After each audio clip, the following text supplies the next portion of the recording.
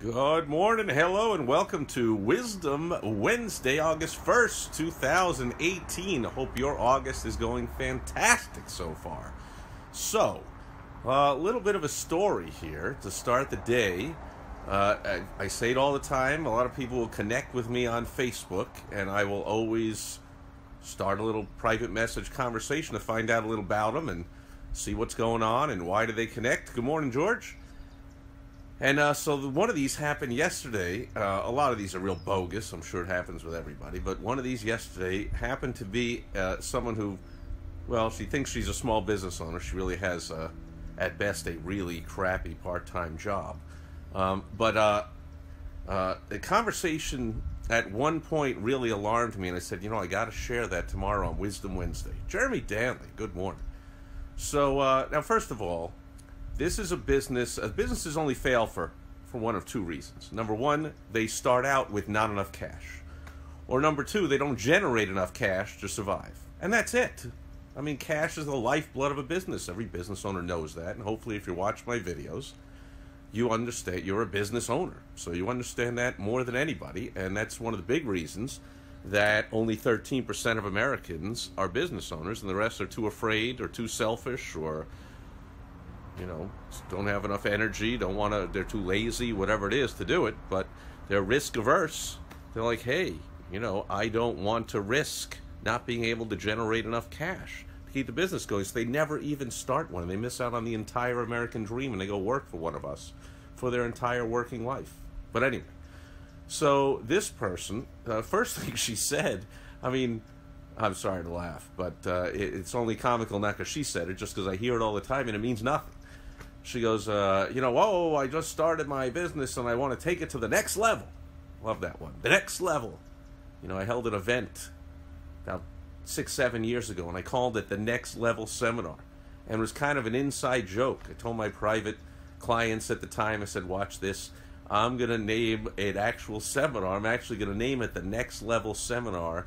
And my whole marketing is going to be around how this will take your business to the next level, and watch how people are going to respond and show up, as if that means anything. And so my marketing was all about, hey, no matter what your level of your business is at, I'm going to help you take it to the next level.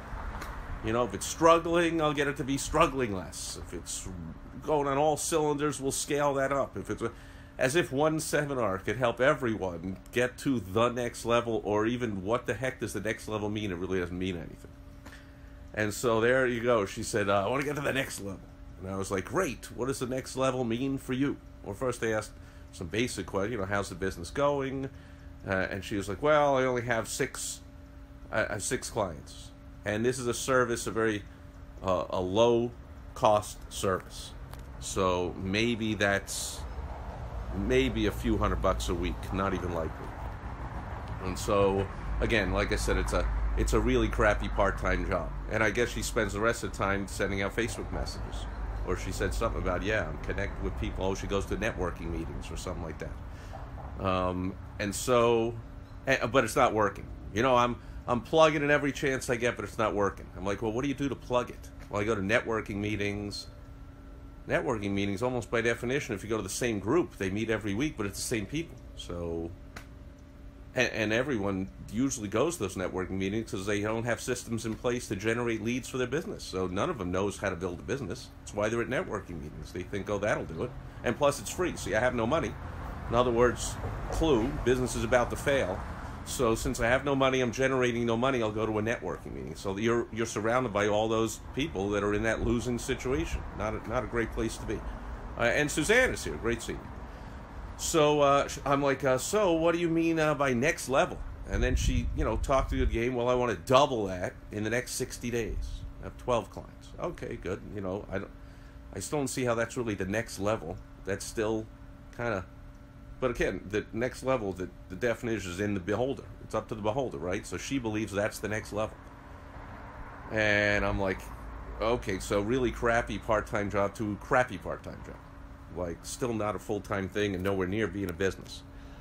And so we went on, and I gave her some ideas, or really was just asking some questions in the beginning about, what she's doing and trying to get an idea, diagnosing before I can give any kind of a help. And so But I'm getting a lot of positive vibes. She's very earnest. She's very positive about. Seems determined. She's talking a good game, but she keeps saying things like, I have no money and we're living in an RV trailer and barely can make ends meet and I can barely put food on the table. And I'm like, this is not really the right way to start a business, is it?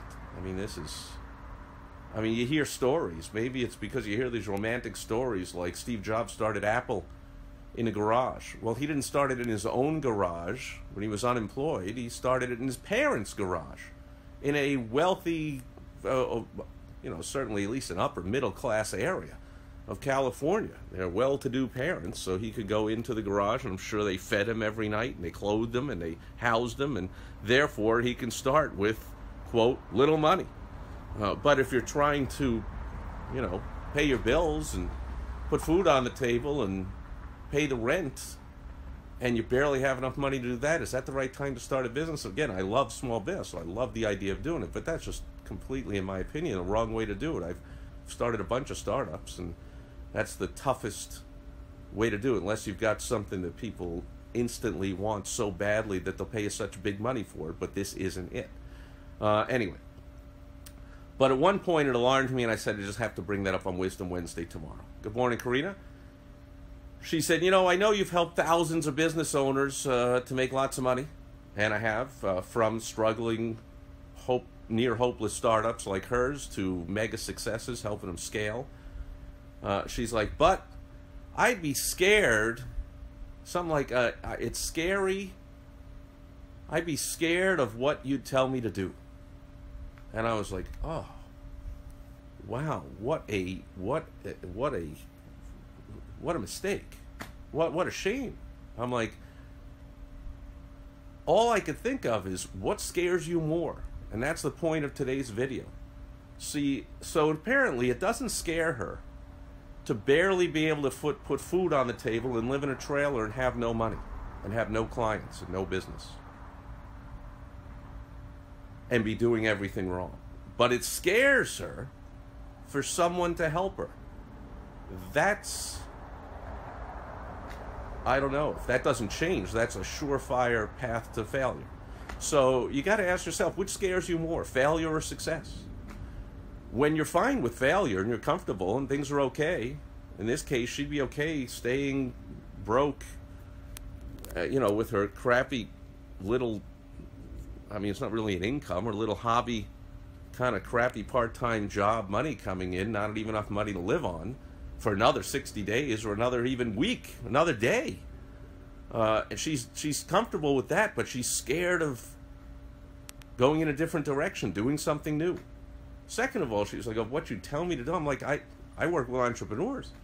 Entrepreneurs, at least the ones I want to work with, are like me, we're freedom-based, not control-based. It's the opposite. So I never tell an entrepreneur what to do. Any of my clients would tell you that. I got hundreds, in her case, thousands of different strategies and tactics and things she could do to turn her little thing there into an actual business and start making money. So I never have to tell anyone what to do. I'm like, why don't you do this? You don't want to do that? How about this? You don't like that? How about this? You don't like that? Try this. I would never tell someone what to do. So, but this whole, it irked me, and I hope it isn't happening to you if you're watching this video. Figure out what you're most scared of. Hopefully you're most scared of failure. When you're most scared of failure, you have an opportunity and a chance to succeed. If you're most scared of anything else, but you're okay with failure, you're in trouble. And that's Wisdom Wednesday. Sorry, it ends on a little downer. For the good news, I'll let you know about the weather here. Oh, and Karina says, doubt is a killer. Self-doubt masquerades as fear. Yeah, doubt is a killer. Although in her case, it's not really a matter of doubt. She's absolutely certain, has complete certainty, that she's scared of getting help. Although, if she really was just scared of being told what to do, I'm with her 100%. I don't like being told what to do. However, if I was in her position, I would be fine with even, at her position, I'd be fine with even being told what to do. Saying, absolutely, you must do this. If the person I was consulting with only had one way to do something, like all these people you see that are selling their online courses, this is the way to do this. You go through my course, and you do step 1, 2, 3, 4, and you succeed. They have their one way of doing things. Not somebody like me that has 1,000 different strategies. I've got all those courses. I know all the people that do all those courses, and so I can recommend all these different strategies and tactics. I go to lots of events. I keep up on all the courses and all the speakers and all the experts and all the books and all the everything. So my clients don't really have to. I weed through all of them, and I suggest one. If they don't like that, we'll suggest another. So in this case, it wasn't really self-doubt. It was fear. And you say the self-doubt masquerades as fear, but in this case, it was a stated fear. Fear of being told what to do, which is a good fear. I like it. I agree. I don't like being told what to do. However, I like it a lot better than being broke and can't even put food on the table living in an RV. That would motivate me to say, I'll even do something somebody makes me do. Hey, Manny is here. Great seeing you. So I'm outdoors early in the day today. We can see it's a little after 8, and by the thermometer there, it's barely over 90. How about that? For down here, we say crazy things like, hey, it's only 92. Going up about 15 degrees in the next few hours, so I will not be out here in the next few hours. I'm going to water the flowers. You see the flowers are doing all right. They're saying, give me a little more water today. And then I'm going to head inside and got some contacts to make and some clients to help. All kinds of projects to get done and have some fun. And that's it for Wisdom Wednesday. And I'll be back tomorrow on Throwback Thursday. I don't see any more questions, comments, concerns, so we'll end it there. Where I dip, as always, into the Wayback Machine. Sometimes not so way back, other times way, way back. And I will share something. We'll have a little fun. We'll have a business lesson in. And until then, hoping that your fears, you have more fear of failure than you do of no matter what it takes to succeed.